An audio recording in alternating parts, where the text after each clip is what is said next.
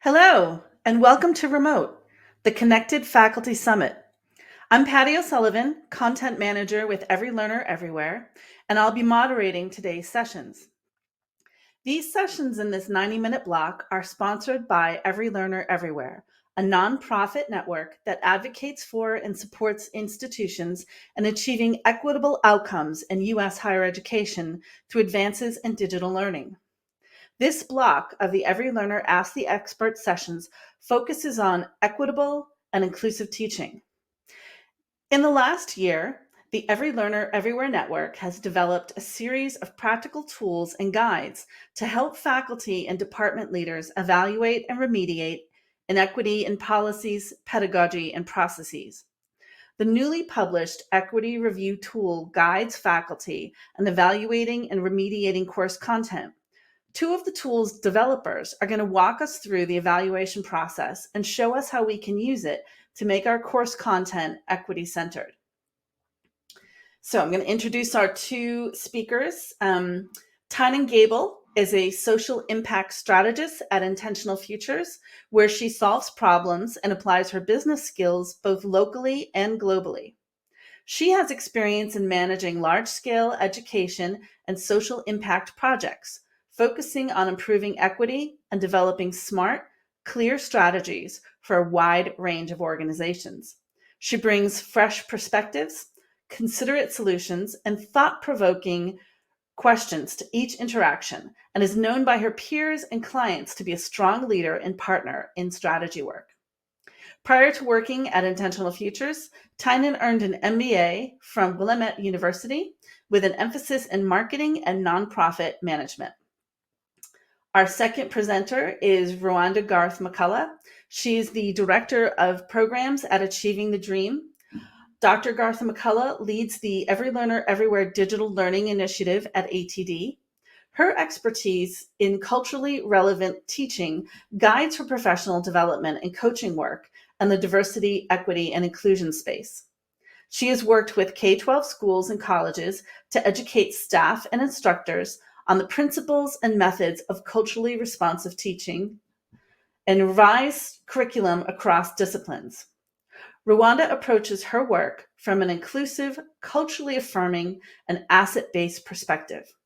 She supports educators to define and create opportunities to invite and integrate their students' cultural knowledge and experiences as a cognitive tool in service of their achievement and success.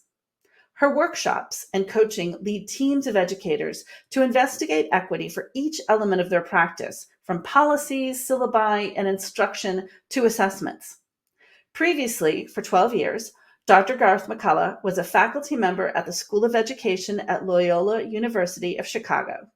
Rwanda is a proud graduate of the University of Chicago and Wesleyan University. Rwanda and Tynan, welcome. Thank you, Patty. Yeah, thanks, Patty. Hi, everybody. Hopefully you can hear us okay. Someone give us a sign if not. But thank you all so much for being here. Following Sarah and Ray's presentation, we're excited to introduce a more tactical and practical resource for improving equity in the classroom. And as Patty introduced already, what we present today is going to zoom way in on one component of equitable teaching and learning, which is focusing on your instructional materials.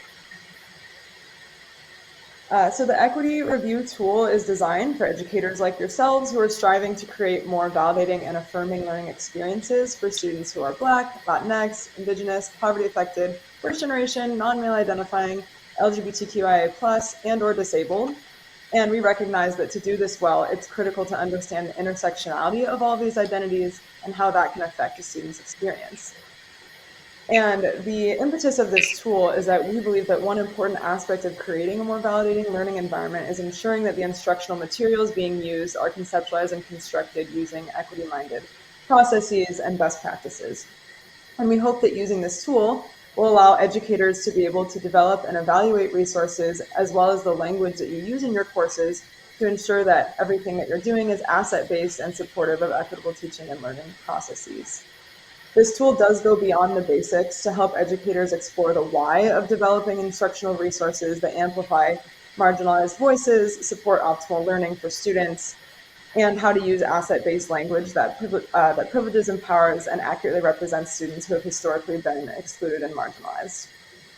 The tool poses critical questions that help surface and confront privilege, bias, exclusion, and/or misrepresentation, and promotes the use of equity-minded language. So with that introduction, we are going to move through and we'll give you kind of a deeper preview into the tool and the different sections. First, I'm going to pass it over to Rwanda to talk a little bit more about how this tool came to be. Thank you, Tynan. And I just wanted to acknowledge that Ray and Sarah were also on the team that helped develop and review this tool. It was a collaborative effort with Intentional Futures, Achieving the Dream, and many of our Every Learner Everywhere partners. So next, I'll go to the next slide, Tynan, please. An overview of how we're going to move through this next half an hour. So I'll provide a little background on Every Learner Everywhere, Achieving the Dream, and Intentional Futures, then move us into a little history of the tool and what, the purpose and the process of developing it. And then Tynan will take us through an overview of the tool, looking at how it is organized to guide educators through the steps that prompt introspection of positionality and perspective while centering students and learning, and reviewing existing or developing equity-centered materials. And then the steps end with continuous improvement and gathering student feedback, so well aligned with the previous presentation. So while we will end with plenty of time for you to ask questions of all of the presenters, we encourage you to use the chat feature or the Q&A features to ask questions as they arise, and our team members will respond as they are able. And then any question that we don't get to at the end, we'll make sure we address during the full Q&A session. So the creation of the equity review tool originated through a collaboration of the Every Learner Everywhere network. And Achieving the Dream and Intentional Futures are partners in the network, which also include 11 other organizations who share our drive to advance equity by transforming post-secondary teaching and learning. Our collective mission is to help institutions use technology to innovate teaching and learning with the ultimate goal of improving student outcomes for Black, Latinx, Indigenous, poverty-affected, and first-generation students. Every Learner Everywhere works with colleges to build capacity to improve student outcomes with digital learning through services, technical assistance, and resource guides. And as I've been with Achieving the Dream for the past 4 years, and most of that we have been working with Every Learner Everywhere. And I wanted to just give a little background on our respective organizations. So Achieving the Dream is a national reform network with over 300 member institutions whose mission is to promote student success in community colleges with a focus on low-income students and students of color. And ATD's mission is to help our network colleges catalyze anti-racist, equitable, and economically vibrant communities through institutional transformation that advances community colleges as profoundly accessible hubs of learning, credentialing, and economic mobility that eliminate inequities in educational and workforce outcomes. And we've been so honored to partner with Intentional Futures through Every Learner Everywhere. Intentional Futures is a strategy and design consultancy based in Seattle. They use human-centered collaborative approaches to help clients solve their most pressing challenges. And you'll see from what we discussed today, the fruits of this wonderful partnership, very equity-centered collaboration has been afforded through the Every Learner Everywhere network and it's just been our we've really appreciated working with like-minded organizations that are focused on impact and transformative change in the post-secondary space, as Intentional Futures is. So now I'll move to how this tool developed and what need we were trying to address. So the history of how ATD and IF came to develop the equity review tool that we will be sharing with you today is not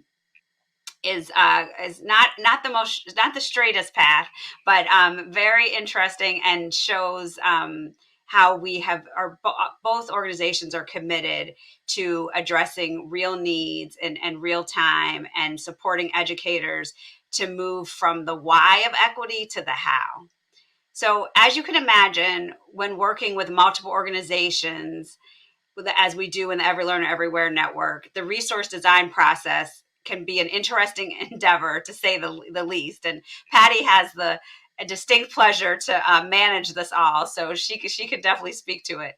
So most start with identifying an asset that we need to design for the field that can be used to assess, inform, or guide practice. However, the development process for this tool took a different path. The equity review tool was originally developed for internal purposes only, in response to a need to define and articulate our expectations for equity within our tools and resources. So shortly after forming, the network developed equity principles, as many of your organizations and institutions, I think, have been through this process of developing equity statements and DEI statements and principles. So Every Learner was no different. We developed our equity principles to guide our internal and external work. And, we committed to these principles that include articulating a specific focus on racial equity and equity for poverty-affected students in optimistic, anti-deficit, and sustainable ways, while consistently reflecting on our own biases and positionalities. Also broadening the participation of people, partners, and perspectives to reflect the students and institutions we serve, disaggregating data to the finest point possible, and resisting the erasure of Indigenous, Asian American, and Pacific Islander students. So once the network adopted these equity principles, the question became, how can we put them into practice in real ways in our own resource development process to ensure that the toolkits and guides that we put out in the field on digital learning reflect our focus and commitment to racial equity clearly and purposefully. So at first, an equity review tool at first, an equity review round was added to the resource development process. And this round consisted of asking a few equity-minded network members, usually the same BIPOC staff from participating orgs, to read over the asset, the resource, and a few days, which, as you can imagine, only allowed time to flag the egregious issues or identify misuses of what I call equity gloss, or throw a little equity paint on fully formed text. And I'm sure many of you can relate to this experience. And so, needless to say, we became frustrated very quickly by this hurried and ineffective process. So when the network had the opportunity to experience Dr. Stella Ben-Simone's document review process, it sparked the idea of developing a guide for our authors and reviewers to ensure that we were working from common standards in terms of approach, process, scope, framing, and language.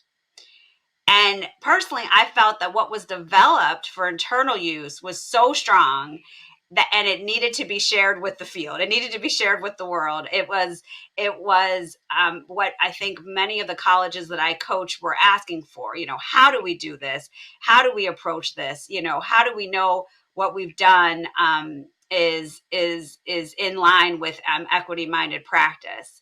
So since we were all trying to figure out how to intentionally design equity-based resources in different forms, and so that is the history of the this tool. And I will now turn it over to Tynan to walk us through the tool, and we will share the tool with you. And very interested in your feedback and how you how it lands and how you can see it being used at your institution. Awesome. Thanks, Rwanda. Yeah, we have dropped the link in the chat a couple times, and we'll do that a couple times more to make sure that everyone has access. You can also just find it through the Every Learner Everywhere website as well. But gonna spend a little time here to give you an overview of what you'll find in the tool. It's broken into 3 main chapters, and each chapter kind of has a different focus for this process of creating equity-minded tools and going through a full review process of the resources that you're creating for your classroom. The first chapter is called Critical Introspection and Learning. And the purpose of this chapter is really to provide an intentional process to ensure that educators enter into this kind of iterative cycle of developing resources with a foundational understanding of their own positionality and the other institutional and environmental factors at play that might affect their students' experience. So this is really about reflecting and ensuring that you as an educator understand the lens that you're bringing to this work and the perspectives that different students in your classes might have, and how those varying perspectives may contribute to different understandings about the experience in the classroom and the interpretations of language and things in materials. So it's really deep self-work, and this is critically important and a step that we include in our own internal process, as Rwanda was explaining, and has been really transformative for the way that we approach the development of our own resources. So definitely not a chapter to just skip over. It's put at the beginning because we think it's the most critical and first step to doing this work correctly.